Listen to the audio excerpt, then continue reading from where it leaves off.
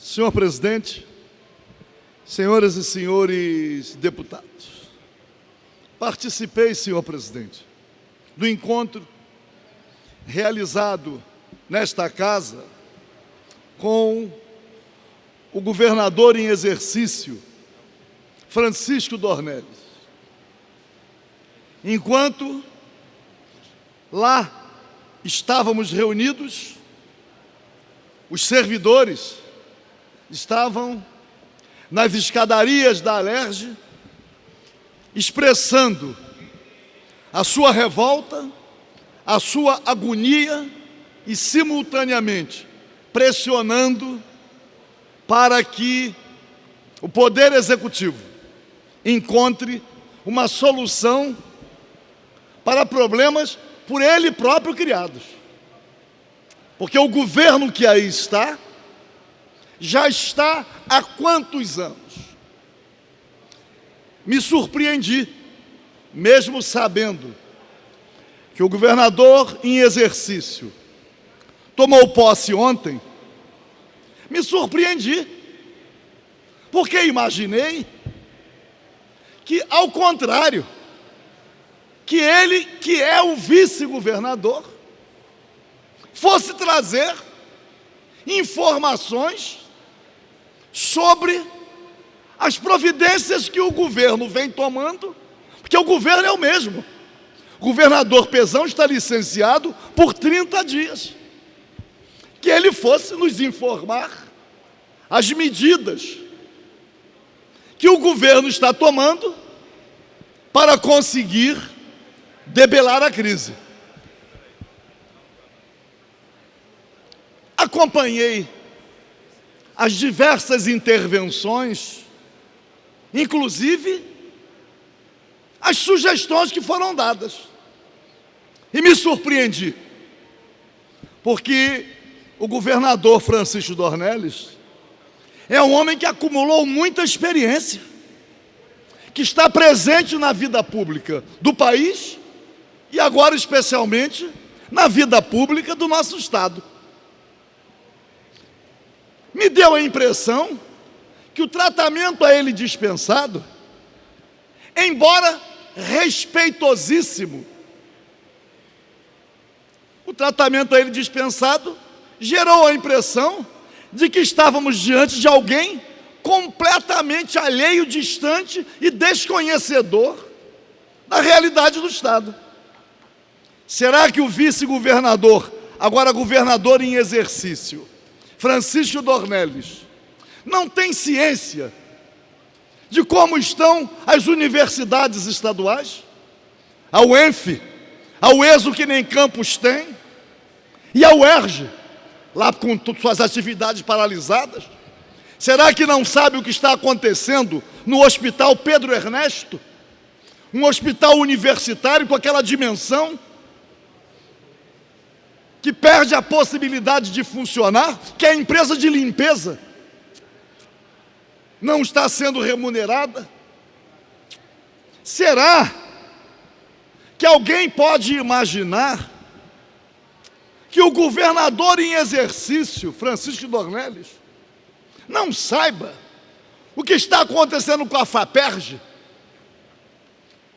Não sabe que as pesquisas não podem ser paralisadas? Que os bolsistas não estão recebendo? Será que o governador em exercício, Francisco Dornelles, não tem ciência de quantas secretarias nós temos no estado do Rio de Janeiro? Será que ele não tem ciência de quantos cargos comissionados estão preenchidos pelos partidos da base do governo?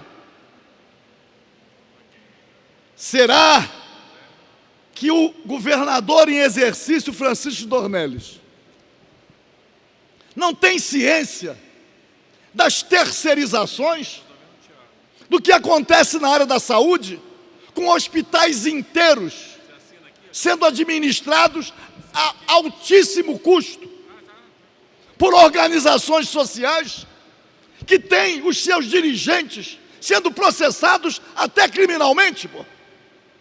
Será que ele não sabe que os profissionais de saúde não têm plano de cargos, carreiras e salários? Não sabe que os profissionais da educação estão em greve? Afinal de contas, o governador aqui esteve, e o tratamento a ele dispensado gerou a sensação de que era um extraterrestre, que estava chegando aqui no Rio, na Assembleia Legislativa, para iniciar um novo governo. Me assustei. Agora, é claro que com a experiência que acumulou, Liano no trato, teve a habilidade, na abertura dos trabalhos, de dizer que vinha colher sugestões. Imaginei também que teria sido a oportunidade de um meia-culpa. O governo que aí está, já no seu 10º ano, arrecadou mal, porque fez muitas concessões, a renúncia fiscal a mais desbragada, e gastou mal, gastou irresponsavelmente, além de ter se endividado de forma a aniquilar as finanças do Estado. Então, senhor presidente, fiquei surpreso, não com a habilidade do governador em exercício. Tem um preparo político, um preparo intelectual, que nós reconhecemos.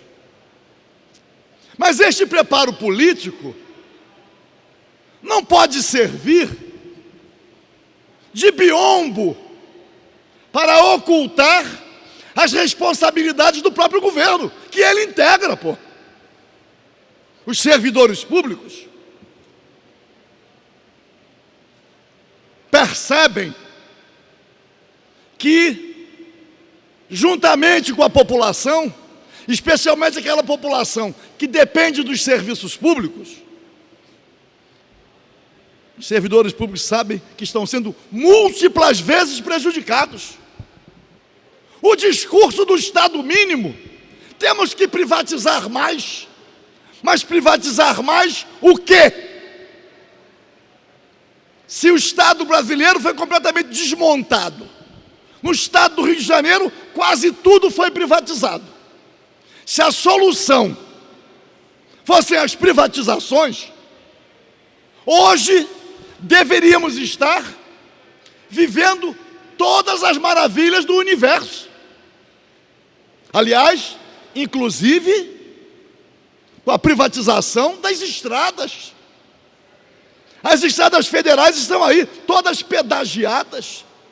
Estradas estaduais pedagiadas. Valor do pedágio extorsivo. E quem administra essas estradas?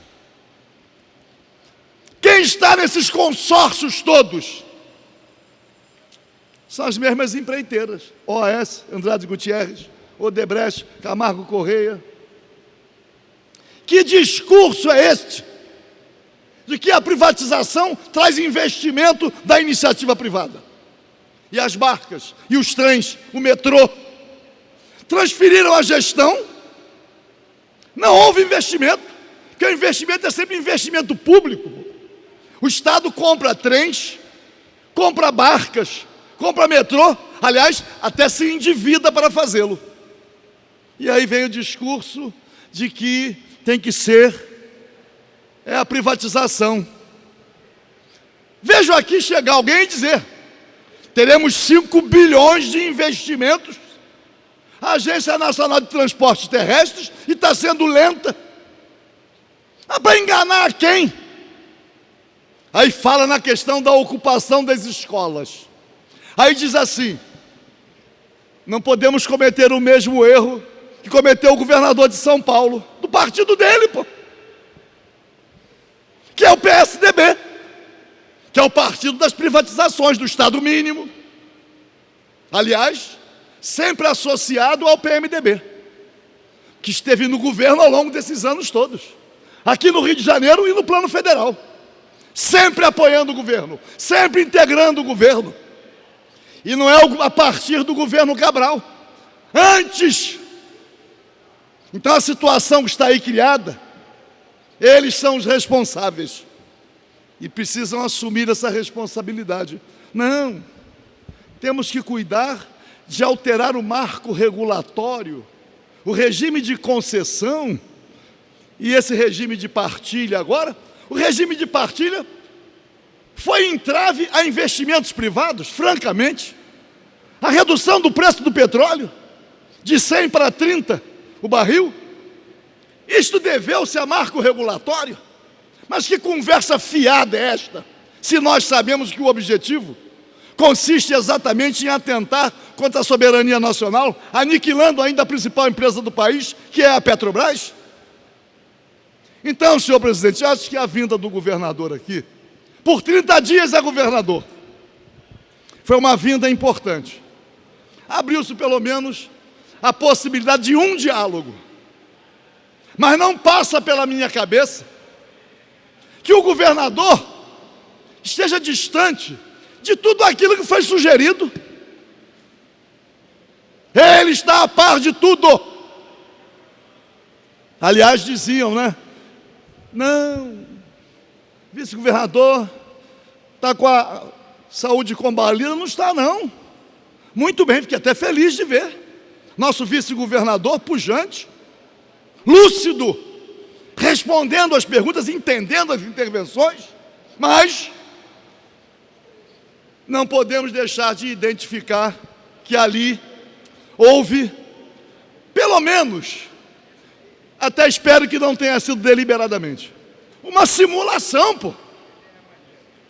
Como se alguém estivesse surpreendendo o vice-governador, governador em exercício, com qualquer informação.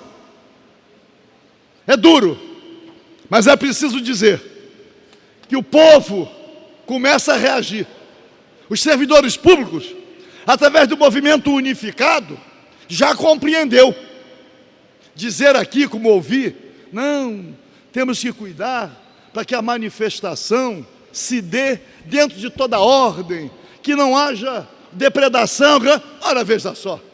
Deputado. Será que já esquecemos que muitas vezes infiltram na manifestação alguns exatamente com o objetivo de descaracterizar o esforço?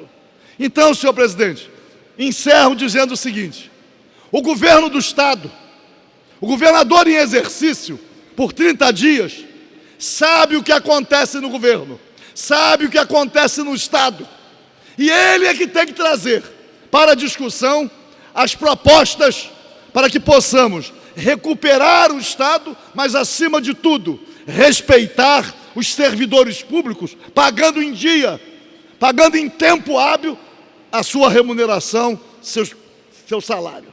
É duro, mas não aceitamos esse tipo de manipulação. Não aceitamos. Não foi uma reunião de trabalho, foi uma conversa que, para ter desdobramento, o governo precisa assumir, fazer a autocrítica dos erros cometidos, apresentar as propostas para que possamos, então, debatê-las.